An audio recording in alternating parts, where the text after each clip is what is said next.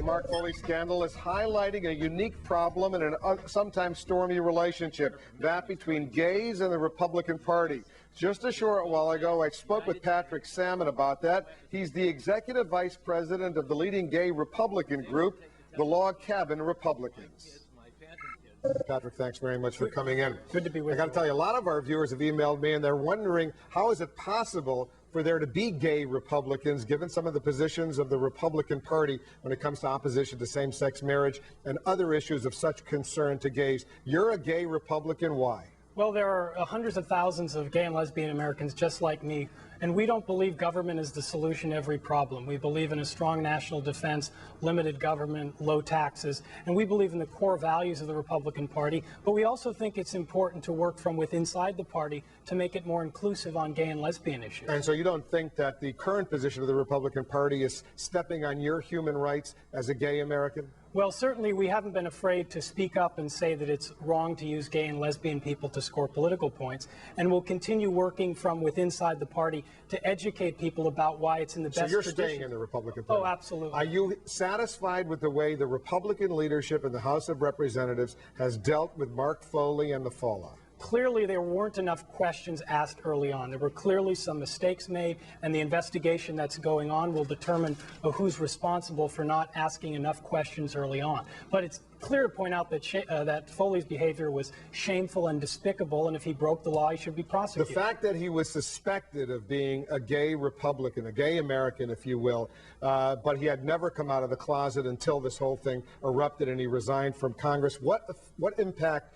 What was the impact of that on the way this scandal unfolded? Well, this whole situation its sexual orientation is really irrelevant to this whole situation. His behavior was shameful and despicable, and he should be prosecuted if he broke the law, but sexual orientation had certainly nothing to do with this situation. Newt Gingrich said this the other day, the former speaker. He said, well, you could have second thoughts about it, but I think had they overly aggressively reacted to the initial round, they would also have been accused of gay bashing, because, as you know, there was a widespread assumption among Republicans that Mark Foley was gay. Well, that's just an absolutely absurd allegation. The fact is, if they had started an investigation when questions were first asked, there's no gay rights organization that would have defended him. The fact of the matter is, questions should have been asked sooner, and people who are trying to spin this now are just completely wrong. Here's from the New York Times on Saturday, a quote. I'll read it to you. One gay Republican campaign strategist said he feared that conservatives would play to the base and redouble their efforts to vilify homosexuals. It's one of the places the party goes when it's in trouble, he said. A lot of us are holding our breath to see how this plays out. As a gay Republican, are you holding your breath, fearful that this scenario could unfold? Well, it's unfortunate that the anti-gay groups are trying to score political points with this whole situation.